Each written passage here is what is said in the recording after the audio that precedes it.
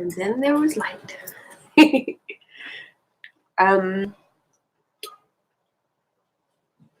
I look like an alco with bottles in the background, but I was actually using them for crafting. So please don't think that they're there for anything else. I had a bit of a bad day today. I don't know what you guys do for your bad days. And somebody asked me about my illness today, functional neurological disorder. And they were like, well, you got it. You know, your meditation teacher for like 10 years. You know, you do your yoga. You should be cool. And I was like, yeah, but there's some things like, you know, sometimes you have to be in the moment and have that kind of self-pity or anger or whatever. You know, none of us are perfect. None of us are perfect. And, you know, you could be the wisest master and catch a cold. You know, there's no such thing as the perfect human being. And I just want everybody to know that, because there is no such thing as perfection. You know, we strive towards perfection. And I've seen a lot of people in the spiritual community just kind of kill themselves trying to be perfect, trying to be the kindest person, trying to be the nicest person, trying to, you know, bring the most that they could to everybody else and like kill themselves doing it. And I know I try to kill myself today, just like to please other people, and sadly affects my health physically very quickly because my body is just not able for it anymore. But you know, I'm listening to Sadhguru's A Yogi's Journey to Joy at the moment, and it's really made me think a lot of things about how we put ourselves in positions of labels, basically. And, you know, Sadhguru is not ashamed of talking about that time that he stumbled in drunk as a teenager. He's not ashamed about talking about other times where he was like, you know, less evolved or less complete or perfect or whatever that he is now, inverted commas. And he's never once turned around and kind of said, I am perfect. He's always had such a humble mentality about him that, you know, I'm just human. I'm okay, you know, and I have all this information. And yes, this is, you know, the information that I'm giving to you. I'm not saying it from a perfect point of view. It's one of the reasons why I love Sai Ma so much, because Sai Ma I've, you know, listened to for so many years now, and every time I listen to her, it's like listening to someone from next door, but they're talking about something that you've never heard of, thinking of it in that perspective before. You never feel like you're being judged. And somebody actually asked me once, like, you know, being a meditation teacher, oh, you must be all floaty and like, you know, you must only eat like grass and things like that. And, you know, I was just like, no, I have a pretty normal life. I have a job. I work in a retail store.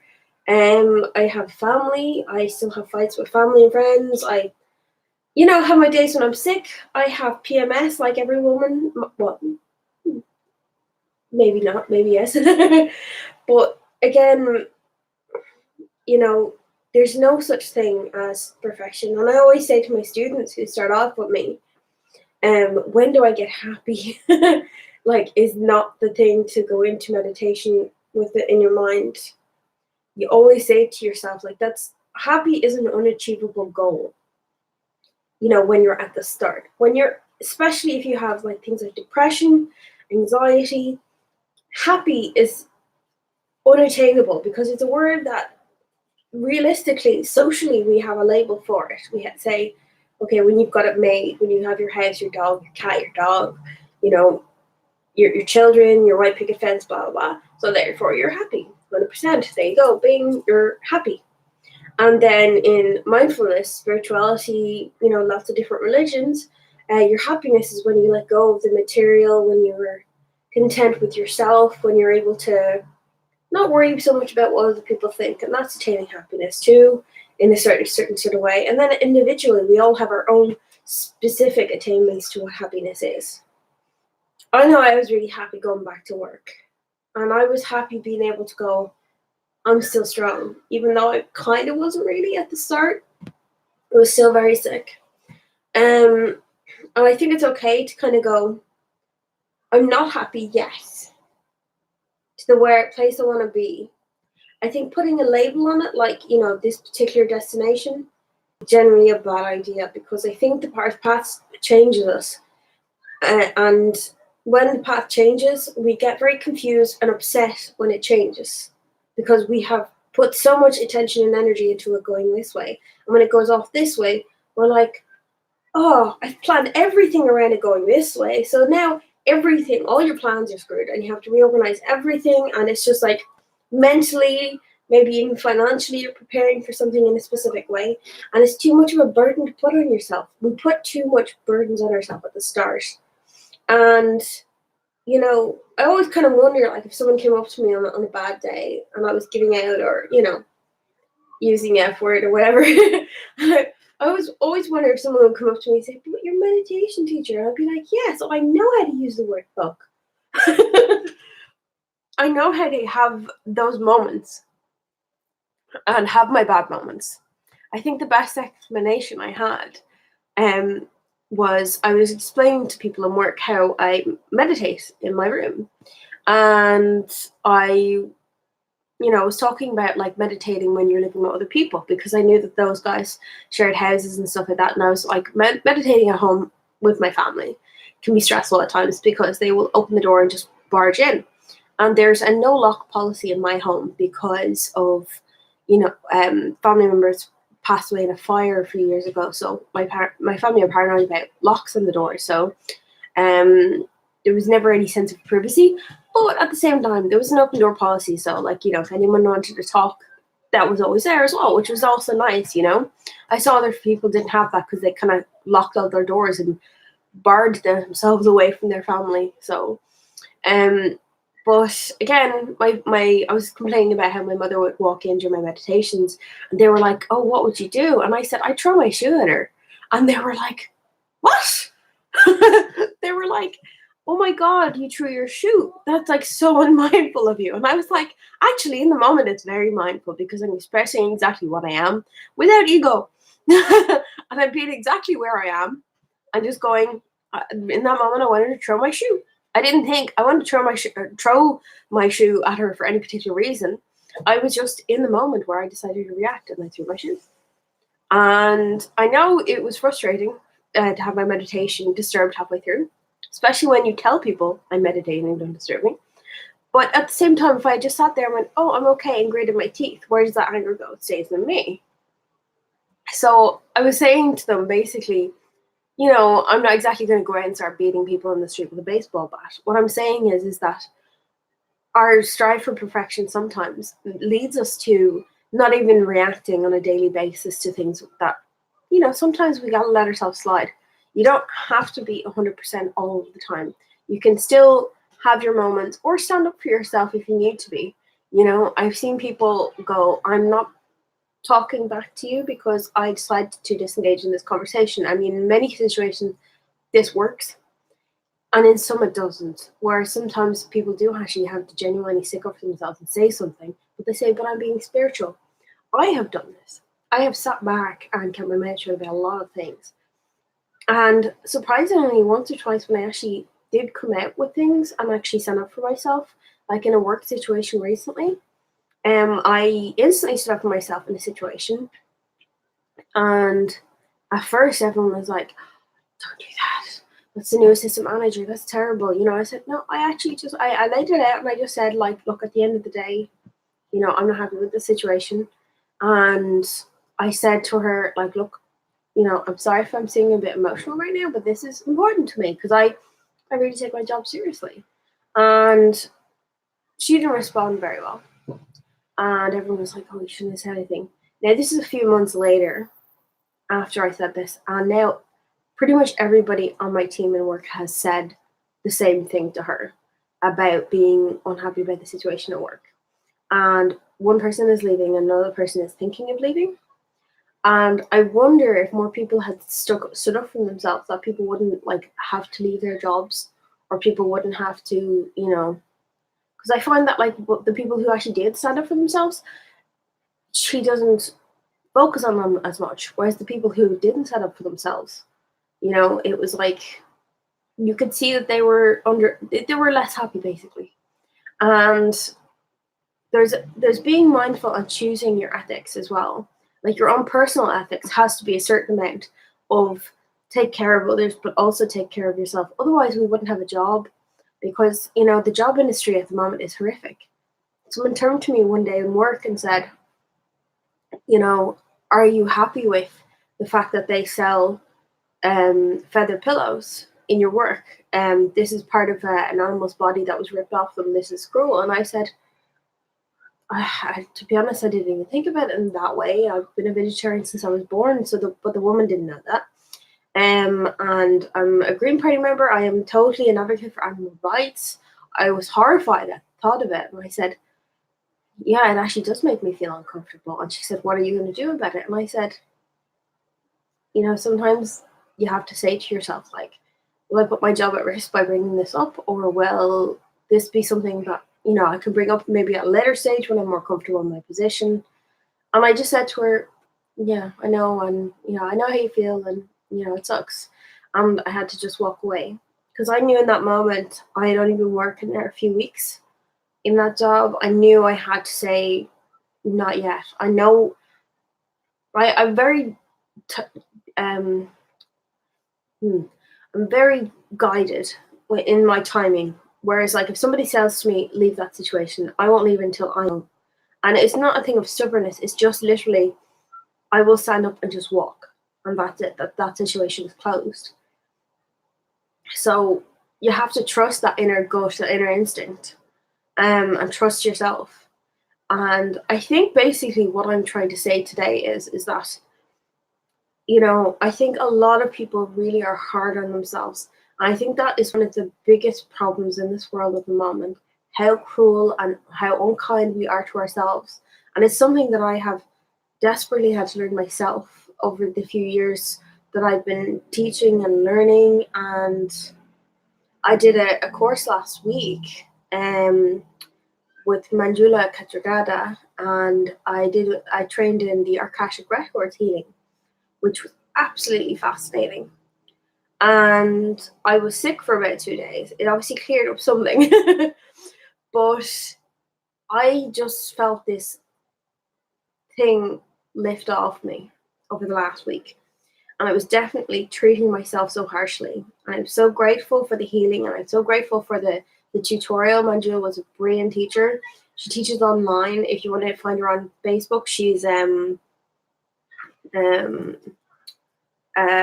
just hold on a second.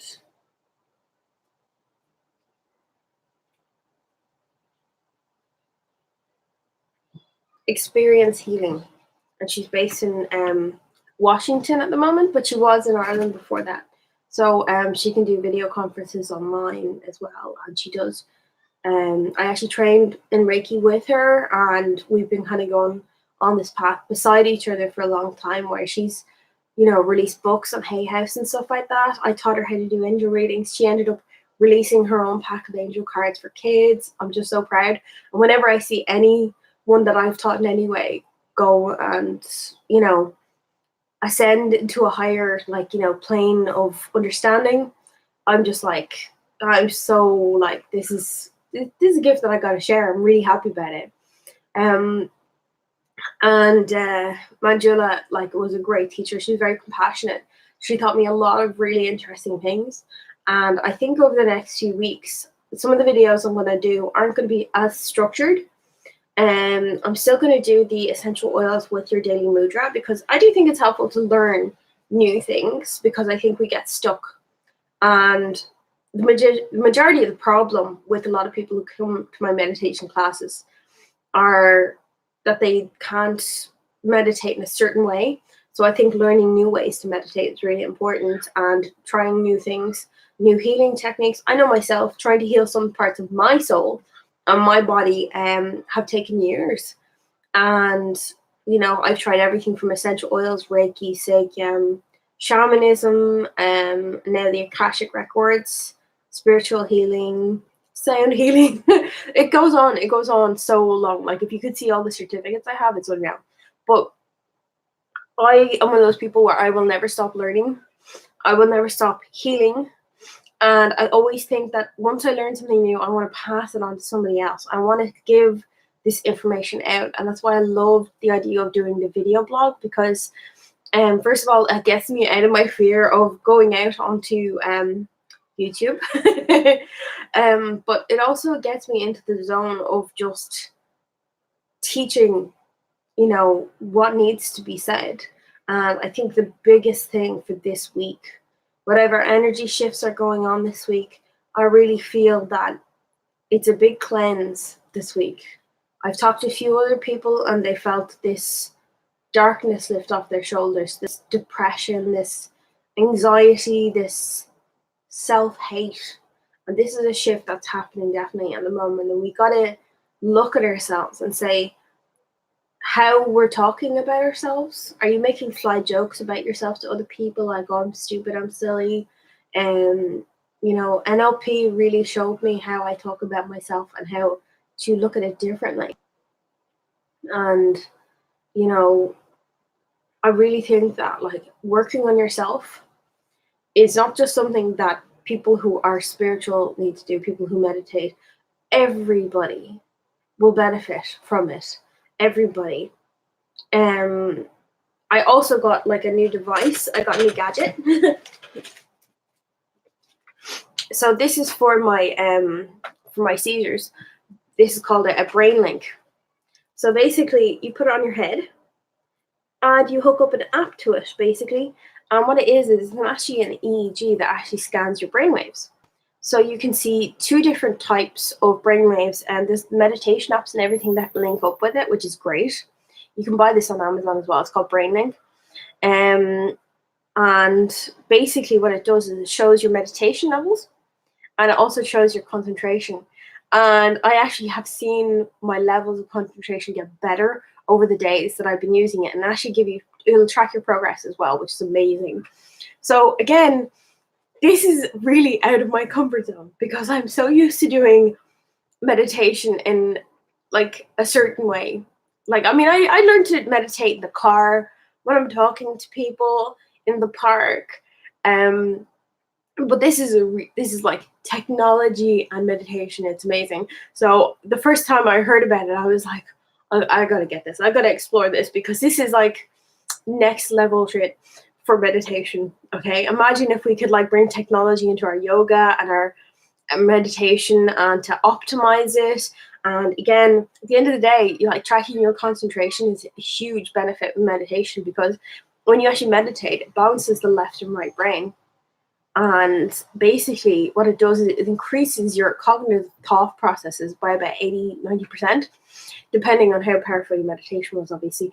And it's an amazing thing that you can actually think properly and be able to vocalize better and things like that.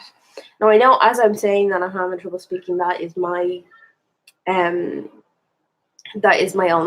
sadly. But I find that meditation, I am actually really improving, because like at the start, I was really not able to speak when I got sick, nearly 2.5 months ago. And I helped rehabilitate my brain by creating new neural pathways, by meditating, by doing yoga, by writing, singing, by reading and everything like that. So like meditation has really helped me in my rehabilitation. So some things still, again, not perfect, but again, I am okay with me not being perfect, because I am just being me, and I'm happy that me can still walk, that can still talk, even if it's a little bit slurry. And I'm happy that, my friends, my family are okay. I have a brand new little niece in the family, and she is a little angel, and I absolutely love her. And yeah, there's great things in my life besides the meditation, or besides the the illness getting in the way. And the fears about work, stuff like that, having to move house, those things, it's like you have to look and focus on the good things, because, you know, me sitting here with my illness and just never leaving the house, I think it does something to me where I just go, I've given up on lots of things in my life.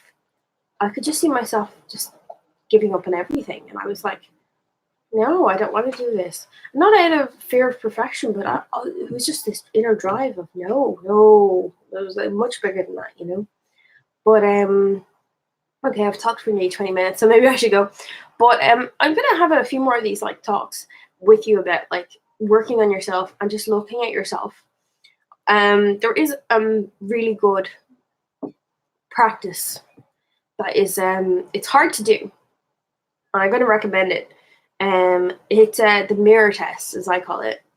And looking in the mirror 3 times in the morning, say "I love you" to your reflection, looking straight in your eyes, and looking saying "I love you, I love you, I love you."